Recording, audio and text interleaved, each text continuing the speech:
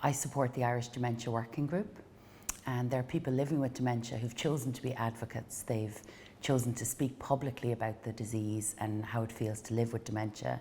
I'm looking at a toothbrush and I don't remember what it's for or what it's called. So I know for me, objects are going from me very quickly.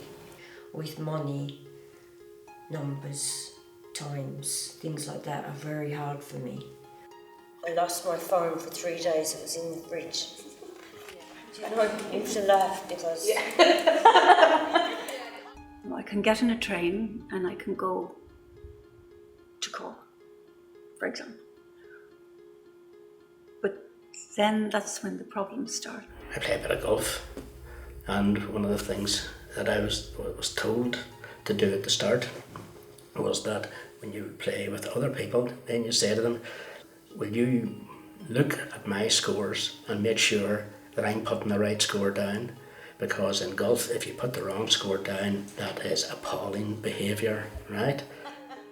No matter how much I say I will continue doing those things that I want to do, it's not as easy as that. When I've spoken to friends about it, they seem to be taken back. You know, they don't want to talk about that subject. You know, and I'm not talking to them for sympathy or anything like that, but I'm just like people to be aware that I do have a problem. That's what I've tried to do, is to be open with friends and be open with people who, when the conversation comes up. I'm not sort of saying you put an ad in the paper or something like that, you know, and say, you see this guy walking down the street backwards, then you know what's wrong with him. It's like, I suppose, if you're gay and you come out, everyone thinks that they can have an opinion. Out there you have a whole load of doctors, farmers, garagemen, publicans. But you look great. You don't look like you have dementia. But your hair is fabulous. I mean, what does dementia look like? Do I look like I have dementia? I sure have a bit of that myself. First thing they say. No, you don't. Don't make little of it, because I look well today. In fact, the better I look, the more worried you should be. There are days when I'm not great and I try to look like I'm doing very well. And I pretend to be good, or I am actually good. When I'm not able to, I'm not out.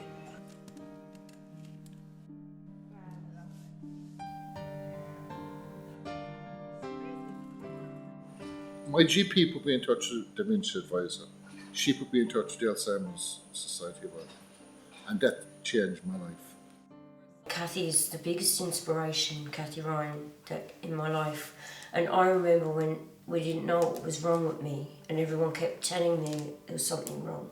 And I couldn't see it, but she kept me going. Seeing her on the telly and on the radio and saying you can live well. And I made a promise quite early on that if I could help one other person in their journey or change things in this country, then that I was going to do it. I believe people have a right to information. I believe a lot of it wasn't there when I was diagnosed. And when you see somebody's eyes light up or you give them information that makes things a little bit easier, it gives Alzheimer's a kick in the ass.